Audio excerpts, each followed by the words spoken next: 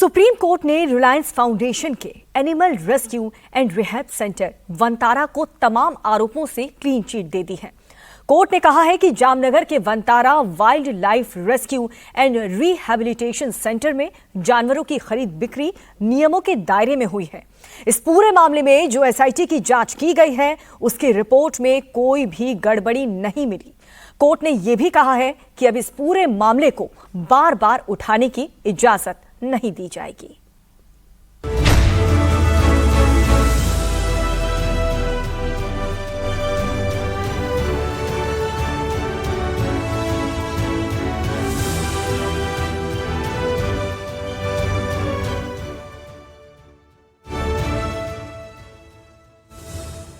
Lion, tiger, panther, leopard, Jaguar, हिरण, मगरमच्छ और हाथियों जैसे तमाम जंगली जानवरों का आशियाना है वनतारा।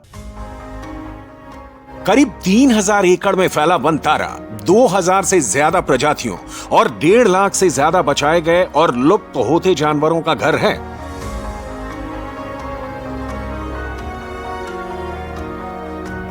लेकिन गुजरात के जामनगर में बने वनतारा पर सवाल ये उठे कि वहां नियम कायदों की अनदेखी की गई। पिटिशनर CR जया सुकिन और देव शर्मा ने मीडिया रिपोर्ट्स, NGO और वाइल्ड लाइफ संगठनों के हवाले से आरोप लगाया था कि वनतारा में देश विदेश से जो जानवर इकट्ठा किए गए हैं वो नियमों के खिलाफ हैं और वाइल्ड लाइफ एक्ट का उल्लंघन करते हैं। पिटिशनर्स ने कहा था कि खास तौर से हाथियों को वनतारा में पहुंचाने के लिए नियमों की धज्जियां उड़ा दी गईं। इन आरोपों की जांच के लिए सुप्रीम कोर्ट ने 4 सदस्यीय जांच कमेटी का गठन किया था, जिसमें सुप्रीम कोर्ट के पूर्व justice J. Chelameswar, Uttarakhand high court के पूर्व चीफ जस्टिस राघवेंद्र चौहान, मुंबई के पूर्व पुलिस कमिश्नर हेमंत नगराले और पूर्व IRS ऑफिसर अनीश गुप्ता को शामिल किया गया था। इस स्पेशल इन्वेस्टिगेशन टीम ने 12 सितंबर को अपनी रिपोर्ट सुप्रीम कोर्ट को सौंप दी थी। अब इसी रिपोर्ट के हवाले से सुप्रीम कोर्ट ने वनतारा को क्लीन चिट दे दी है। जस्टिस पंकज मित्तल और जस्टिस PB वराले की बेंच ने कहा कि वनतारा ने नियम कायदों के हिसाब से ही देश विदेश से जानवर लाए हैं और उनकी देखरेख का इंतजाम किया है।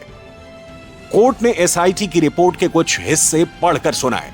अदालत ने कहा कि रिपोर्ट को पढ़ने से स्पष्ट हो जाता है कि वनतारा पर लगाए गए आरोप बेबुनियाद हैं। SIT ने अपनी जांच में किसी भी कानून या नियम का वायलेशन नहीं पाया है। SIT ने इस पहलू पर निष्पक्ष विशेषज्ञों की भी मदद ली। उन्होंने पाया कि वनतारा में उपलब्ध सुविधाएं कई मायनों में अंतर्राष्ट्रीय स्तर से भी बेहतर हैं। SIT ने वनतारा पर वित्तीय अनियमितताओं के आरोप को निराधार कहा है। पानी के दुरुपयोग और कार्बन क्रेडिट की बिक्री जैसे आरोपों को भी तथ्यहीन कहा है।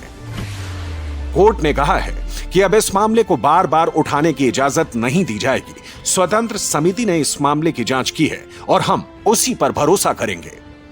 कोर्ट के फैसले का टीम वनतारा ने भी स्वागत किया है। टीम वनतारा ने कहा, SIT की रिपोर्ट और सुप्रीम कोर्ट के आदेश ने यह स्पष्ट कर दिया है कि वनतारा के पशु कल्याण मिशन के खिलाफ उठाए गए संदेह और आरोप बेबुनियाद थे।